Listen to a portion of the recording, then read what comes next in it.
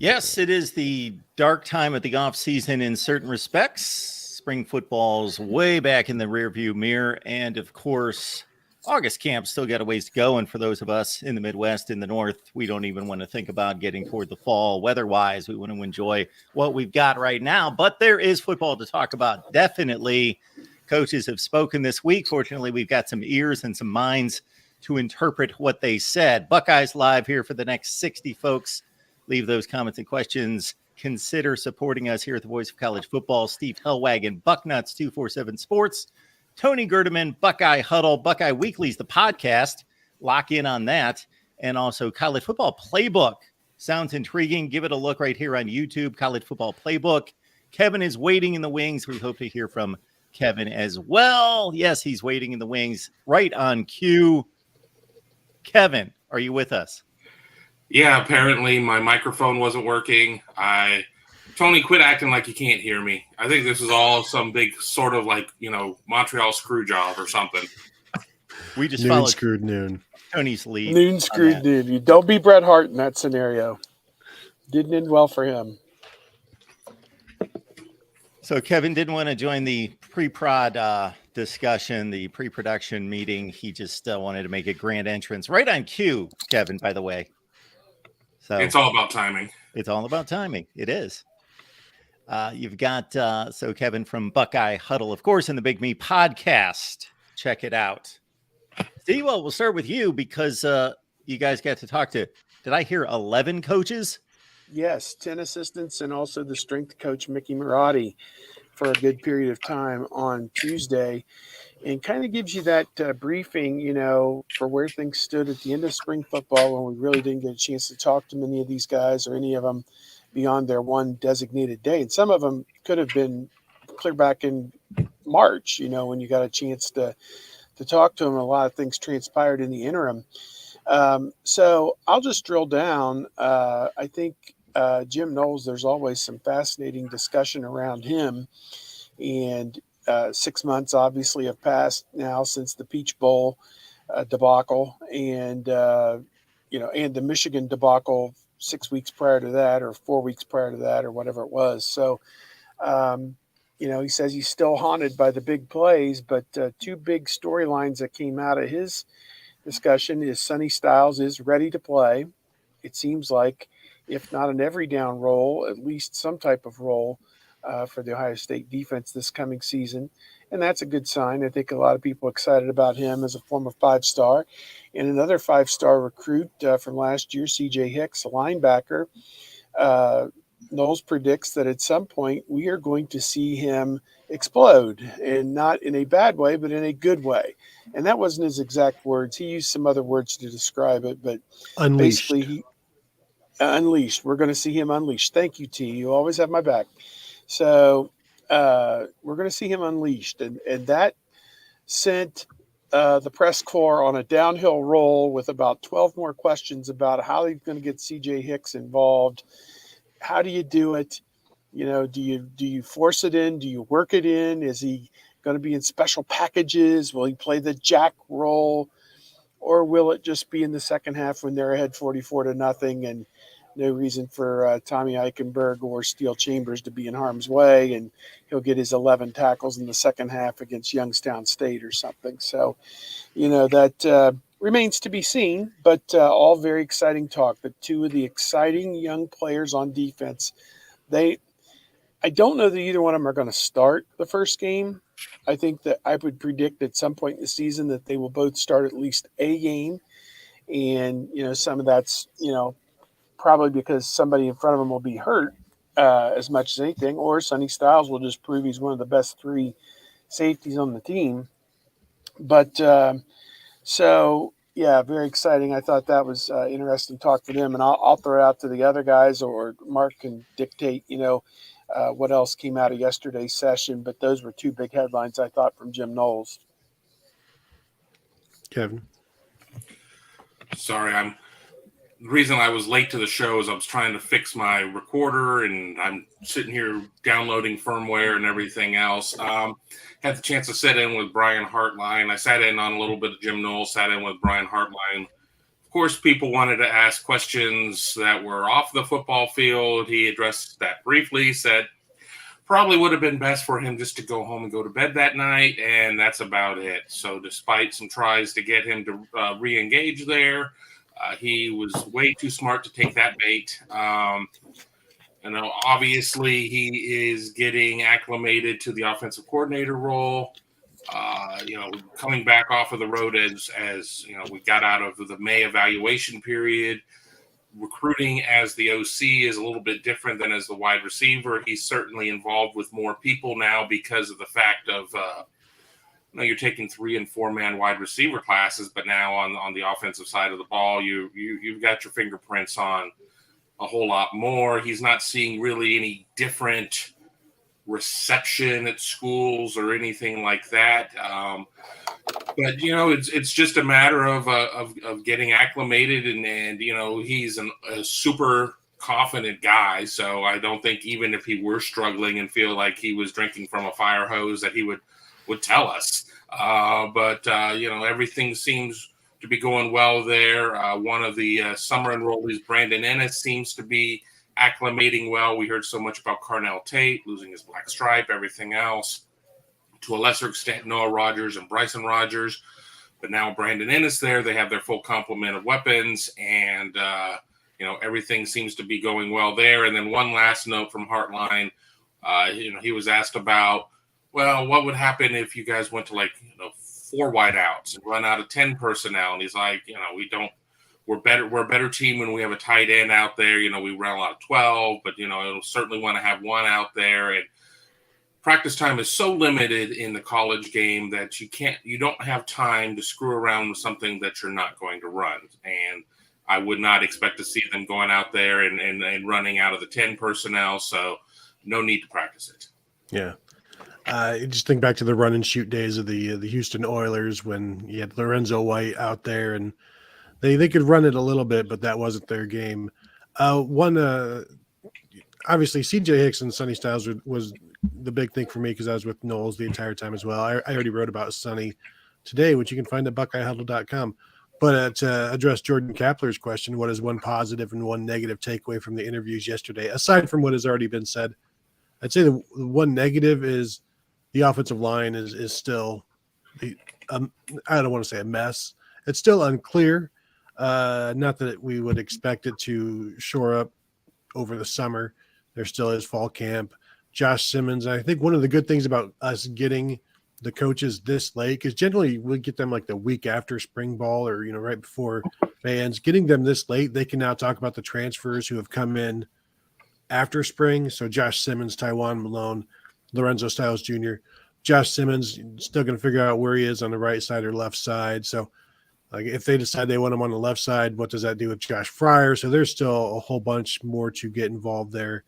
Jacob James is back and healthy, and he'll get in the mix at center with Carson Hinsman and Victor Cutler. I think one of the good things that came out of yesterday with these interviews is talking about Mitchell Melton, who has missed most of the first 3 years of his career, basically. And it will be in the mix as that number 1, number 2 jack with CJ Hicks. And the first time we talked to Jim Knowles last year, he was talking so highly about Mitchell Melton. Mitchell Melton had a good spring and then got injured, I think, in fall camp there and missed the season, or maybe at the end of in the spring game, I think, and missed the season. But he's back full speed. They love his ability to rush the passer. They love his short area quickness.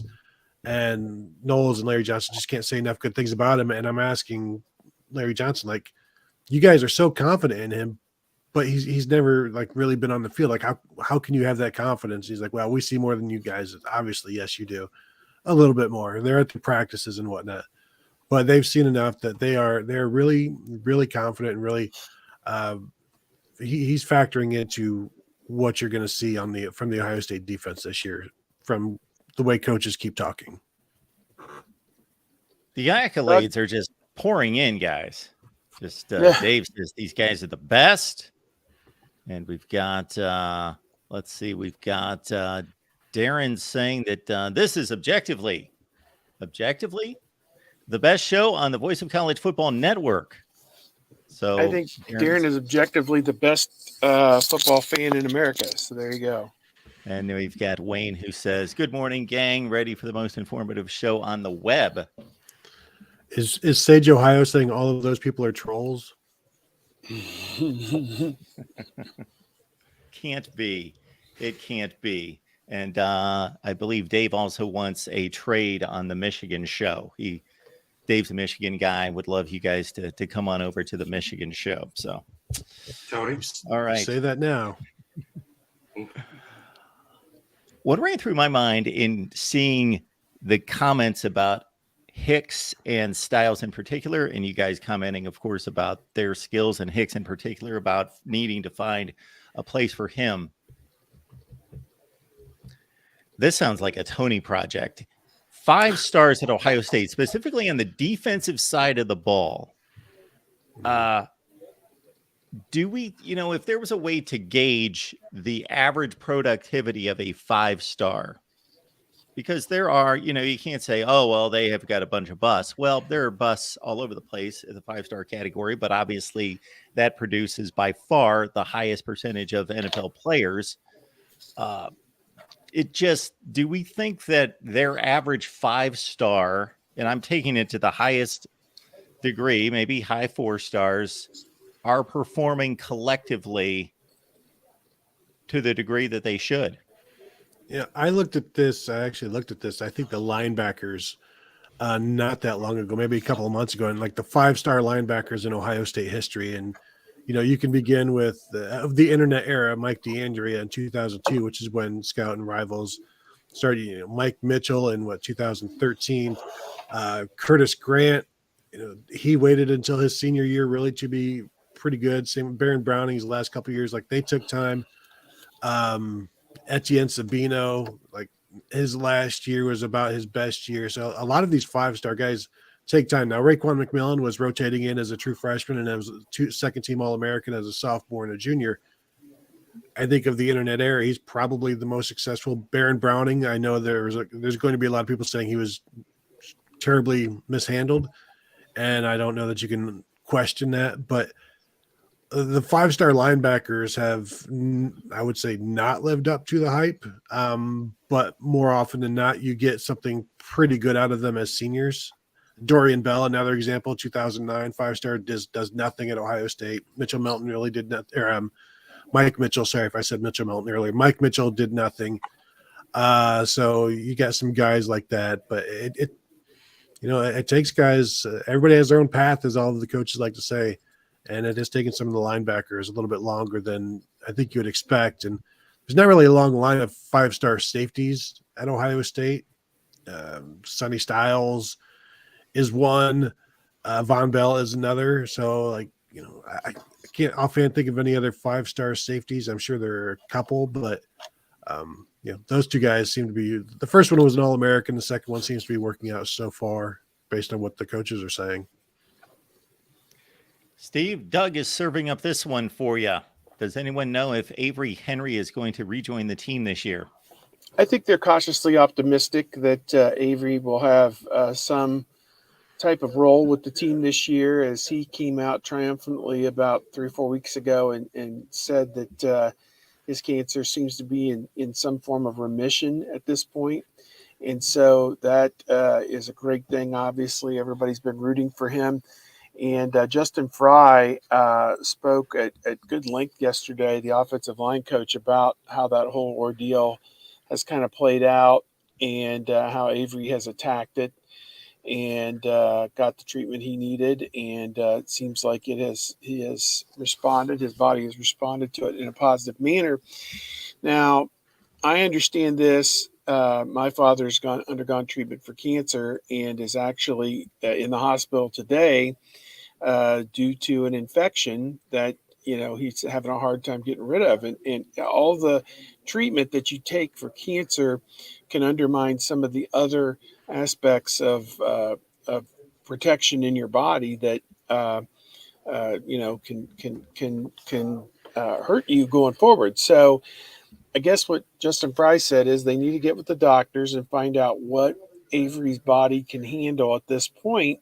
There was, some talk, perhaps message board chatter, that maybe he would get a medical waiver and that his football career would be over. But it doesn't seem to indicate from Justin Fry yesterday that that's the case. So they're going to work the long game with him. Whether he contributes this year or not really doesn't matter. And I don't think anybody was really counting or projecting him in the 2 deep anyway. But perhaps in a year or two, maybe he'll be in a position where he can get on the field and play some for Ohio State, and would be such a great comeback from the prognosis that he was given. So I guess it's a wait and see approach. But as it stands right now, from what we know, his cancer's in remission, and they're going to try and get him back into the fold, baby steps. And, he'll probably be on the sideline, not in pads, is my guess, for a lot of the games this season.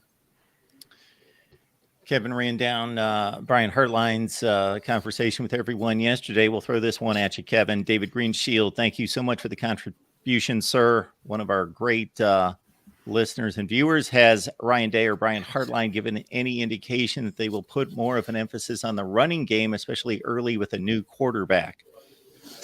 We're at the weird intersection of if they're not going to tell us, and of course they're going to tell us. We want to be a balanced team. We want to be 50-50. That's all going to be there.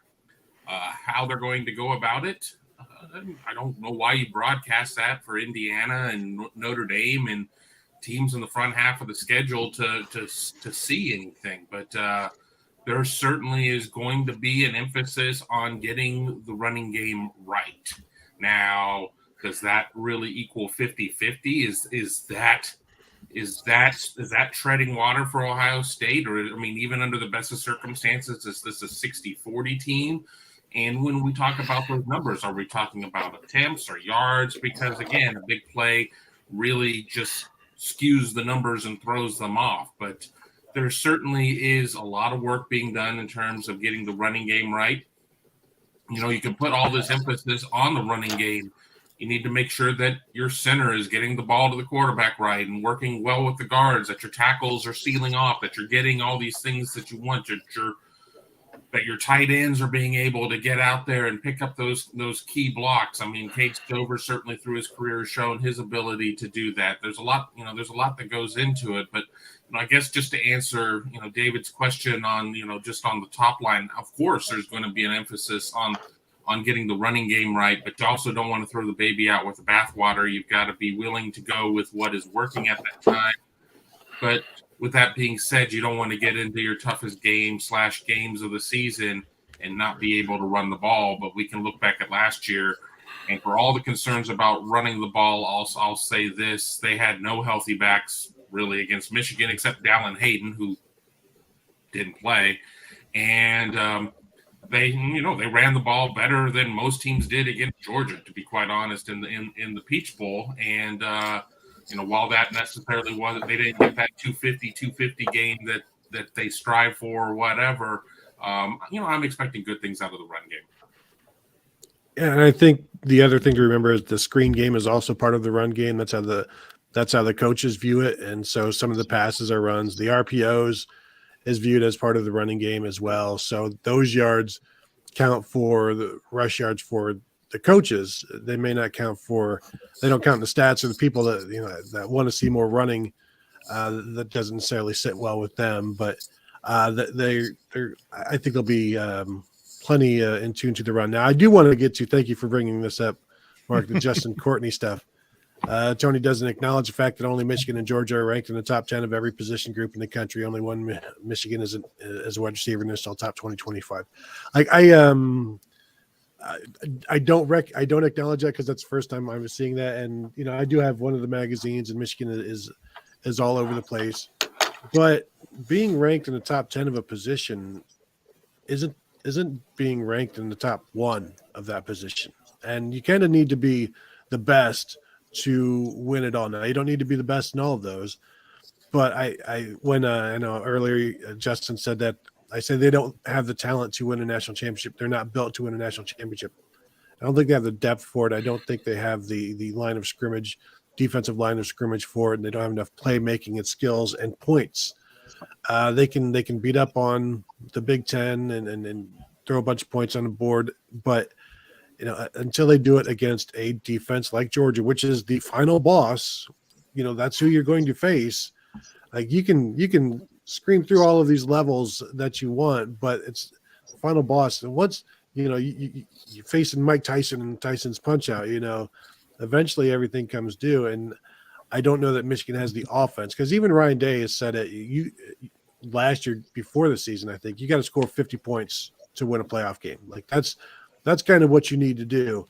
And I don't see Michigan's offense having any chance of scoring 50 points against one of the nation's top 5 defenses, that is probably who you're going to end up playing. Now, do they have a bunch of good players? Yeah, good players aren't going to get you. You need great players. And if you're the 7th best group of linebackers and the 4th best group of defensive backs and the 5th best group of offense, that's great. But how are you against the best team in the nation? Because that's what you're going to be judged against. That's what Ohio State is judged against, and they failed last year. But I still, until I see more from Michigan, I don't believe they will have the talent to win a national championship unless something happens to a Georgia, like an upset. And then, I think things have to go just right for Michigan. Like Ohio State, I believe they can make their own luck. Now, they have not been lucky with some calls here and there in the playoffs. I think Ohio State has the talent and the aggression to make their own luck. Michigan, I think, needs more luck because they just don't have as much talent, even though, again, Steve Dace may disagree, Mark, with his talent quotient and things like that. I just don't think they have the explosive kind of talent that Ohio State has all over the place on offense. And I think an objective Michigan fan would have to agree with you that Ohio State at its best, both last season and prior to, all you have to do is look at the Clemson playoff game, the Georgia playoff game, and there are other indications. No, they didn't win the game, and that's all that counts. Yes, we'll hear that argument, but we're talking about evaluating talent and performance, and there's a difference between those athletes and those teams that performed at that level against those teams. And what Michigan has done, with all due credit of what they've done inside the Big Ten, and specifically on the last Saturday of November the last 2 years, but those are two different types of games. Yep. I can go back on that run pass question a moment ago. I just crunched the numbers while you guys were talking. Ohio State threw 410 passes and ran the ball 466 times. So that was the old 53-47 split on running in favor of running. 53% run, 47% pass. So that's pretty balanced, I think, from what you normally see. In terms of production, the prolific C.J. Stroud, the number 2 overall pick in the 2023 NFL draft, he helped Ohio State throw for just over 3,800 yards. Not all of that was him. McCord had some in there. And they ran for just 2,500 yards. As you guys noted, the dearth of healthy running backs probably put a little bit of a crimp, because in the second half of the season, Travion Henderson wasn't really running away from anybody, as he had been at some points earlier. So attempts, 47% passing, and production, 61% with the pass of the yards. And then with the running game attempts, 53%, and it accounted for 39% of the production. So, those numbers, are going to vary obviously year to year depending on who's healthy and who's getting the job done. And I think some of it's going to depend on the offensive line. As long as they can run the football on first down when they want to set up second and short, to where they can now run or throw and make it much easier on the quarterback.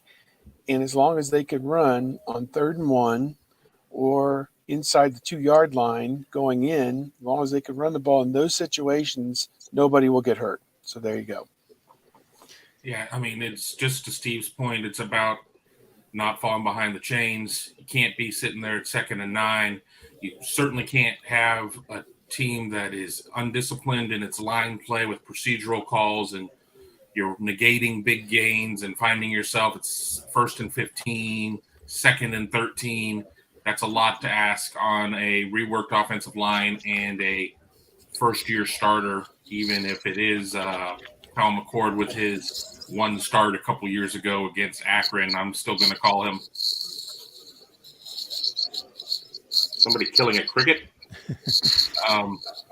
Yeah, well, we'll see on there. I'm going to mute myself to see if it's not me. No, we're good. I don't know. Yeah, so I just in short, I agree with Steve's point. You've got to have that run game to get yourself to the point of where you're getting 2nd and 3, 2nd and 2, and you have some options, and that you don't have to have an offense that's predicated on just big plays because you're having a hard time moving the chains. We had this conversation on one of the shows the other day. No big surprise here. Mississippi State led the nation in pass attempts per game. Purdue was number 1 in the Big Ten, 7th in the nation. I pretty much considered Tennessee and Ohio State to be, and USC to be, the premier offenses in college football last year. Tennessee threw it 57th most in the country. People, again, would possibly, just because of the up tempo and splitting the wide receivers all the way out to the numbers and the whole deal, everything they do at Tennessee, that they don't run the ball, just like Lane Kiffin at Ole Miss has led the SEC in rushing 2 consecutive years. Ohio State 68th in the nation in pass attempts per game. So I know that a lot of that quick strike offense, you're throwing Yep.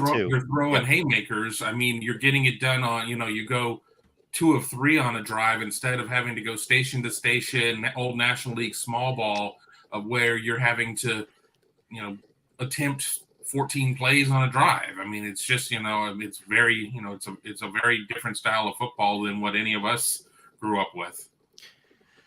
And just to extend on Tony's point about Michigan, this is how I see it as well. It only makes sense that if there is an elite in college football, and has been, that we all know for the last 10 years or so, and then it drops considerably from there, where the 5th, 6th, 7th best teams in the country are clearly not as good as the top 2 or 3 or the number 1 team in the country. It only makes sense that when you look at position units, the 7th best, the 8th best unit in the country, if these rankings are accurate, but there is a 7th or 8th best unit in the nation, that although they're really good players and many of them will play in the NFL and all of that, they're not nearly as good by the same reasoning as the elite units in college football. And also, just because you're, let's say, the number 1 quarterback or number 1 quarterback room in the Big Ten preseason, JJ McCarthy, and he's a good player and he's got a ton of talent, doesn't mean that all those number 1 and all those positions are created equal. You could have a bunch up of the top 4, and then you could have a drop, or you could have all sorts of different configurations. So those are just placeholders. They're not necessarily created equal, because JJ McCarthy, again, until I see more, he's not Bryce Young. So the number 1 quarterback spot in the Big Ten is not on par with the number 1 quarterback spot right now in the Pac-12 in Caleb Williams, for example. Yeah, and Justin and Antoine going crazy over here. I didn't say Michigan can't score on good teams. They have to score on the best team. That's the problem. You have to score on the best team. And you can go back and look at Michigan's postseason history against the SEC, and the SEC is the best conference in college football. I think the last time they were able to score was in 2015 against Florida in their bowl game. Georgia has not treated them well. Alabama has not treated them well. That's who you're up against. I mean, that's who Ohio State has lost to in the playoffs. And, of course, Michigan has also lost to Georgia in the playoffs in a much different fashion than Ohio State's lost to Georgia in the playoffs. Michigan is scoring 40 points a game against their schedule. That's what they're averaging. And they did it in the playoffs last year. It wasn't enough because the defense, they didn't have enough defense. And so if you don't have enough offense against the SEC and you don't have enough defense against the Big 12, what the hell are you doing? Yeah, I think there's a difference, and I point this out all the time, a difference between if we're just going by the results, which, yes, bottom line, that's all that counts, then we don't have any discussion. The result is the result, whether you lost 42-41 or you lost, 31-0. It doesn't matter because the game's over and you lost. But we try to take it to the level of discussion and analysis of performance that is probably going to be is obviously a better judge of what's happened in the past, but also a projection toward what these programs truly are. I know people are probably, the Ohio State fans are like, why are we talking so much about Michigan? But it's kind of where the journey has taken us. And I was reading in the chat, I think that Michigan could have scored on Georgia. What Michigan did well, and let's give Michigan Blake Corum. Let's say Blake Corum didn't get hurt, and give them Blake Corum just so they're going in a little bit more full strength with its complement of weapons. What Michigan does well is what Georgia does the best job of taking away. Would Michigan have run the ball better against Georgia than Ohio State? Yeah, probably. Would Michigan have been able to run the ball against Georgia enough to it be a difference maker? Absolutely not, in my opinion. And you have J.J. McCarthy, who, certainly has his mobility, and, I'm probably not going to be a popular opinion with those guys, but I mean, he's not the most refined passer. I mean, he really isn't. And so if Georgia loads the box, and Georgia really doesn't need to load the box to take away the run, but if Georgia loads the box, do you trust J.J. McCarthy is going to be able to get out there and sling it against Georgia's secondary, which was still a very good secondary? I don't think, we're not going to see the proficiency that we saw with C.J. Stroud and Marvin Harrison Jr. before he got hurt. So I have a really hard time saying that Michigan would be able to score with any sort of regularity or even impact in a game between those two teams in a neutral field in a college football semifinal, final, whatever, what have you.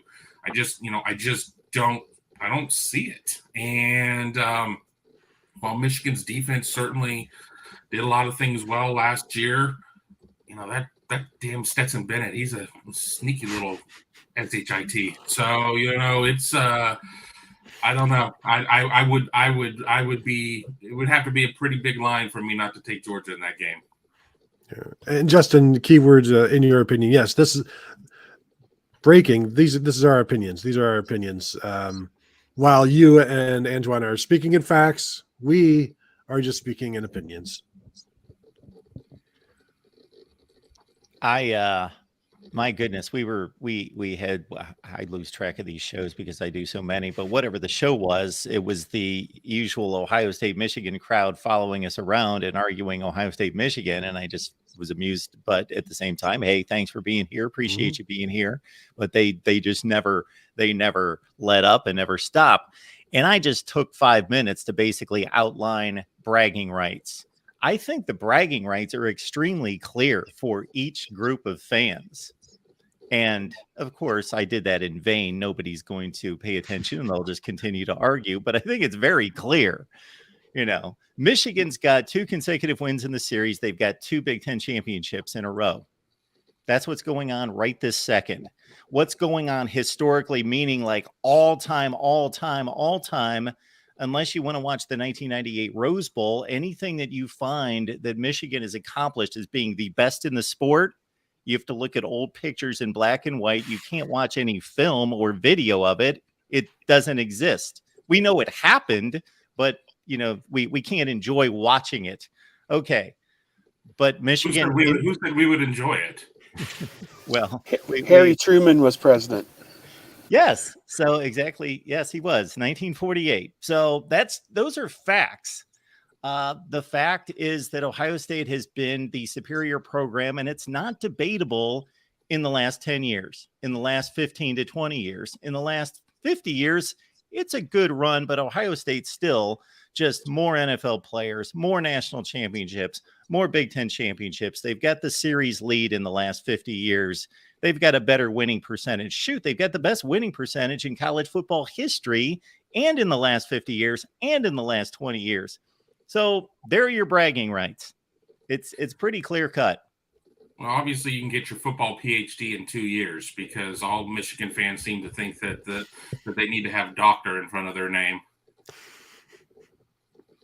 But Mark, going back to your point about the olden days, like before these 2 years, all of the Michigan highlights that you would see, you'd have to hit the tracking button so that the VHS tape would line up and you wouldn't have so many marks along the screen there. Okay, Antoine. See, when we throw up the term old, I don't know if Michigan had a national championship in 2014 that they would consider it this old ass trophy. I don't know that would be the terminology used. I Well, kind of doubt it. I think old ass trophies are better than half ass trophies, which is the 97 trophy. And I'd rather be pissed off than pissed on. And absolutely, 2 consecutive wins, 2 consecutive Big Ten championships. That's what's going on right now. Mm-hmm. I just ranked all the programs 1 through 133. You could do that in a very systematic fashion. I did it kind of combination systematic and nuanced. And I wrestled with Ohio State and Michigan at 3 and 4. I really wrestled because I still, in my gut, believe Ohio State's a better program, but I wanted to acknowledge and recognize what's happened the last 2 years and had to flip the switch to Michigan to say, I'll give them the nod 3 versus 4. Yes, it counts. Absolutely, it counts.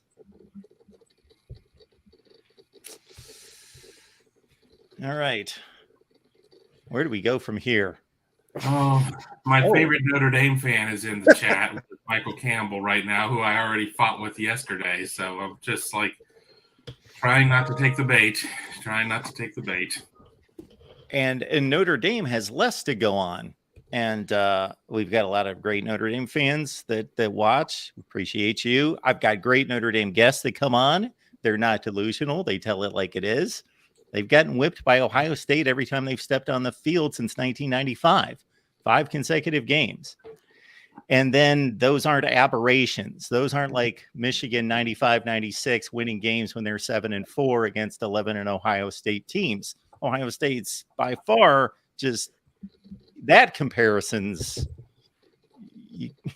There's nothing there for the Notre Dame fan. Except predicting that they're going to win in September. That's all they're doing is guaranteeing this win in September. Now the Big Ten does too. I mean,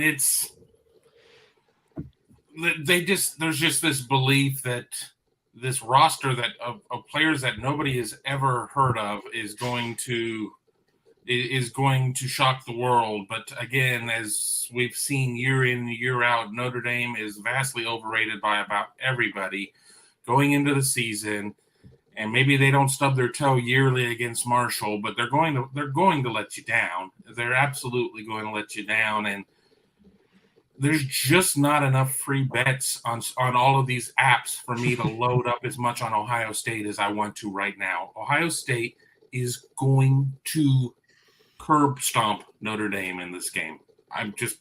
You can clip this, you can submit it to Freezing Cold Takes. I don't give a shit. I really don't. I mean, it is going to be awful if you're a Notre Dame fan. It is going to be awful. Streams of green are going to be lining up to exit the stadium in the third quarter and drive back to their little burgs and hamlets in Indiana, and then Notre Dame won't schedule Ohio State for another 20 years. Antoine, I don't even know what that comment means. I don't know. I get on here every day and I just give my perspective and I try to base it in logic and facts and statistics and everything that counts. Don't know what to tell you there. I just lined up why Michigan has bragging rights currently, and I just ranked them 1 spot ahead of Ohio State in program rankings.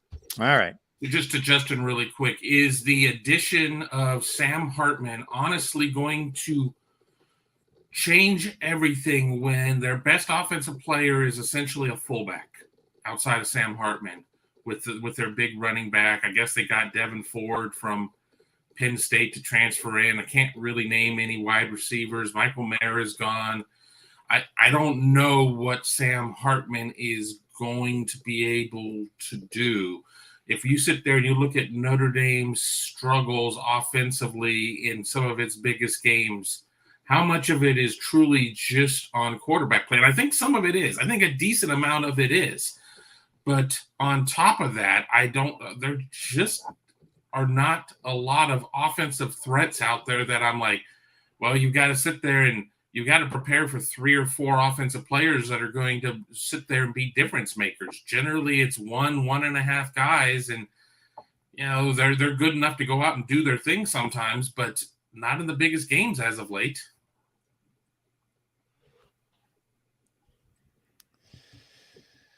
All right. And I'm amazed at how many Notre Dame fans brag about a 21-10 loss as much as they do. But I guess that was a landmark moral victory for them. I guess that's what it is. The best kind of victory, moral. Not real.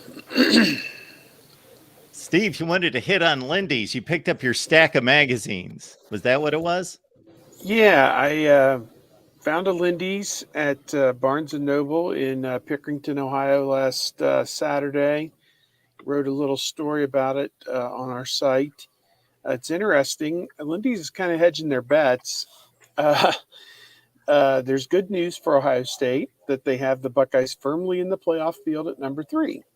The bad news is they have Michigan firmly in the playoff field at number 2, which means the magazine is predicting Michigan to defeat Ohio State and win the Big Ten championship for the 3rd year in a row. And obviously that's not the kind of news that Ohio State fans are looking for. They've got Georgia number 1, Alabama 4. So when you look at the way they've got it slotted, the semifinals would probably be Georgia versus Alabama in the Sugar Bowl and Ohio State versus Michigan in the Rose Bowl. Boy, that would make some history, wouldn't it? I don't foresee it coming down like that, but it seems like there'll be some other conference represented somehow in these proceedings at some point.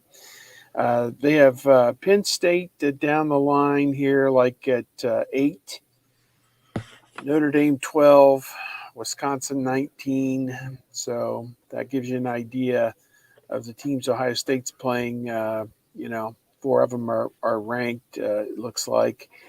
And just the usual. They've got Marvin Harrison Jr. selected as the Big Ten MVP and Denzel Burke, surprisingly, as the Conference Defensive Player of the Year. So that's interesting to say the least. So 264 pages, the Lindy's magazine. So if you got a flight from here to Vegas or something, or a long car ride, there's plenty in there to keep you interested and entertained for several hours.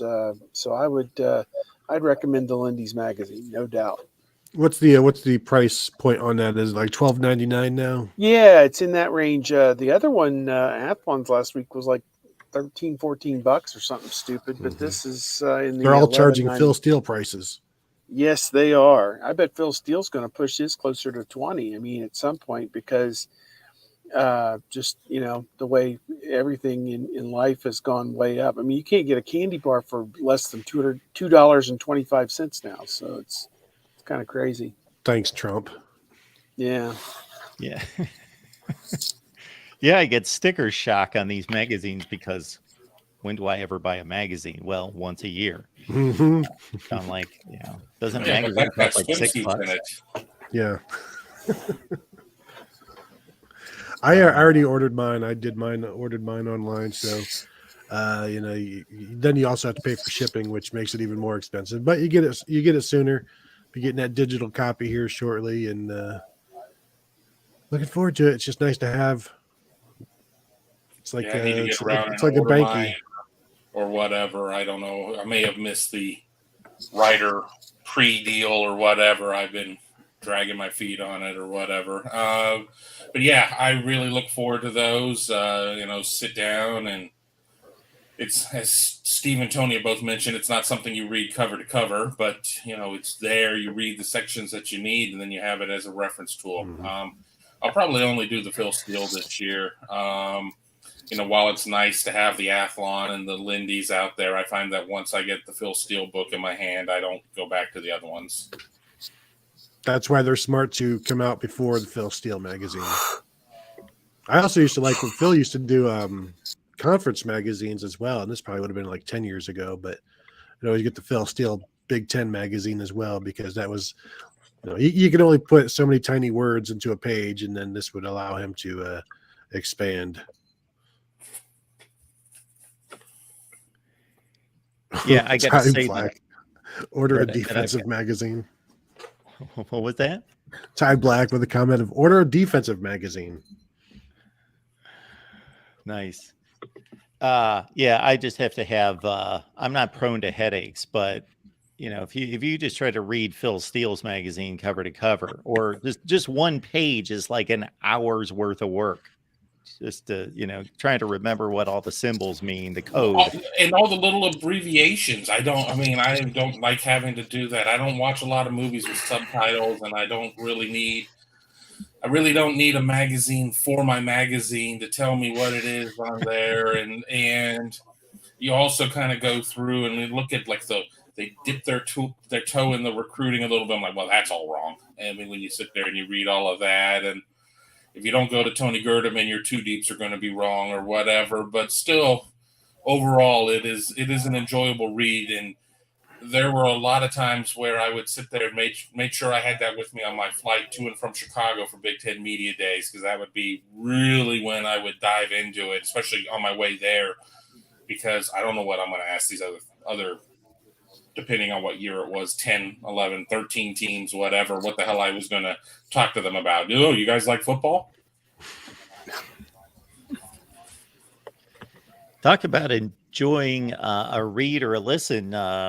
Catch us up on the Southern Swing without giving away too much, so we can get everybody on over to Kevin's work on and his review when he's not being photobombed by Jim Knowles. Yeah, exactly. I mean, it was a good trip. 2 weeks on the road. Got one player, David Sanders Jr. in North Carolina, and then really hit Georgia and Florida. We haven't really tallied up, the number of 5 stars, 4 stars, but we hit a lot of major Ohio State targets. Got out to the IMG Blue-White game, which is kind of their spring game, which there were a ton of coaches at. That was a good thing to see. Jaden Jackson, the 2024 defensive tackle, made it to Aaron Nolan's spring game at Langston Hughes High School. Still haven't released the footage of all of that. But in short, Ohio State's still doing a really good job of recruiting in the Southeast. All of your favorite players are going to commit to Ohio State, and all of the players that don't, you didn't want them anyway if they didn't want to be Buckeyes in the first place. Dodged a bullet. At least what I read on social.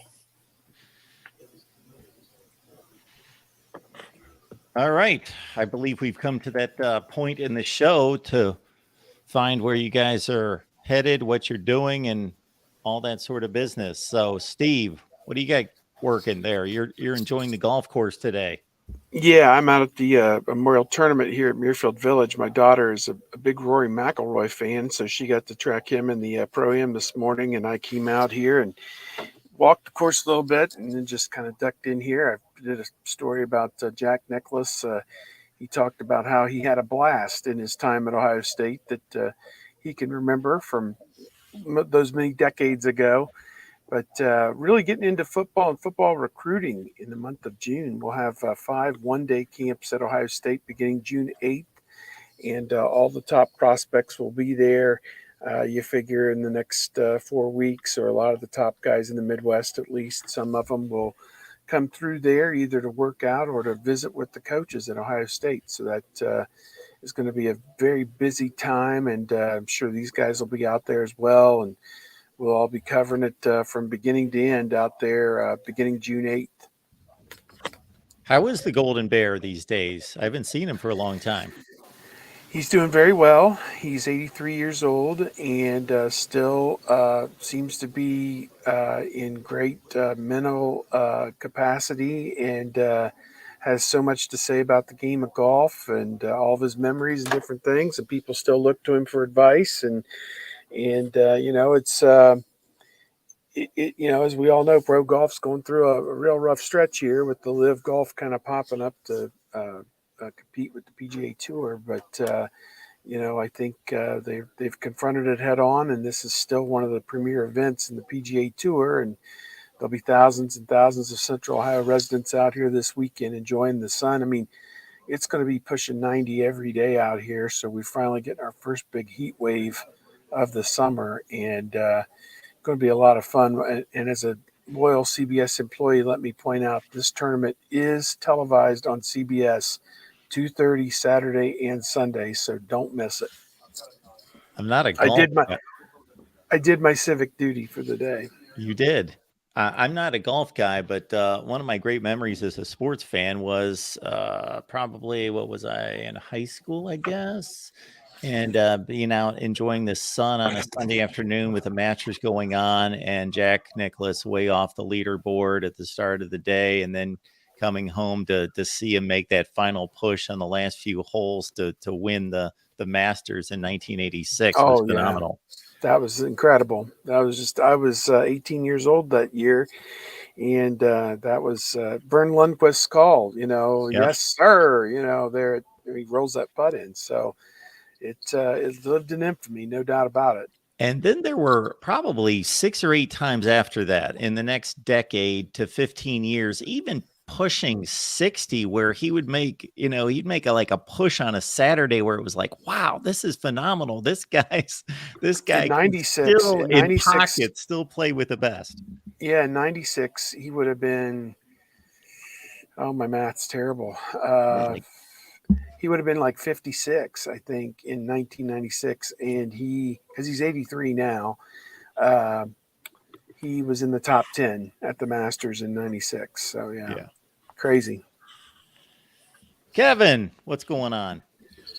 Well, still kind of getting everything righted after Southern Swing. Going to be going through a lot of the sound from the assistant coaches. Going to be doing a live show on Friday, I believe. I've already challenged Michael Campbell, the resident Notre Dame fan, to tell me the game plan. Why does Notre Dame do whatever the hell it is he says they're going to do against Ohio State? Will he show? Will I show? Will I actually do a show? You're going to have to stay tuned and find out on the Big Me Kickoff here on Friday. If I had to guess, probably 11 a.m. Eastern, but nothing set yet. I'm thinking you and Michael should do a show together. We would lose our monetization status immediately. Tony. Just unpacking all of the coaching stuff from yesterday. So they will be cranking out stories on those guys left and right for the rest of the summer, basically until fall camp, I think. So you can find that at BuckeyeHuddle.com. We did a live Buckeye Weekly yesterday, recapping some of what we heard, talking a lot about CJ Hicks and Sonny Styles. I think 2 significant portions of what the Ohio State defense could be this year. And of course, check out the youtube.com at CFB Playbook. We're going to have more stuff coming there as well. Looking forward to a big summer there. So check all of that out, please, if you would. Thank you. Kevin, you've opened the floodgates. It looks like there's all sorts of Notre Dame and Michigan fans that want to join you to debate. Well, they can come on the show. I'm not necessarily saying I'm not putting Michael on camera. That wasn't necessarily part of the plan or anything like that. It's going to be me talking down to Michael for about an hour. I'm generally pretty good with these types of shows. I'm actually sitting here building the show right now as we're finishing up this one, but 11 a.m. Yeah, I mean, I think that Ohio State and Michigan fans can at least have a shared, dislike pact of Notre Dame. So I think that, I think this could really be a lot of fun if everybody comes in of the mindset. But I don't know where, I don't know where all of the Michigan fans are going to be. I'm sure they would love to see Ohio State saddled with a loss week 4. So, we'll find out. Be sure to stop by. Again, that is on YouTube, youtube.com/Buckeye Huddle. Kevin trying to bring people together, all in an opposition of Notre Dame. I am a big uniter. I just want everybody to get along, kumbaya and all that blank, let's go. Yeah, the enemy of my enemy is my friend, except for when it involves Ohio State, Michigan, and Notre Dame, and it's the enemy of my enemy is still my enemy. So I think that's what you'll get. Folks, we do this every week, typically on Wednesday at 11 a.m. Eastern Time. Making I'm back next week. Bring a friend or 2 or 50 or more with you. For Steve, for Tony, for Kevin, guys, we appreciate it. Have a great rest of your week. We'll be back here most likely next Wednesday.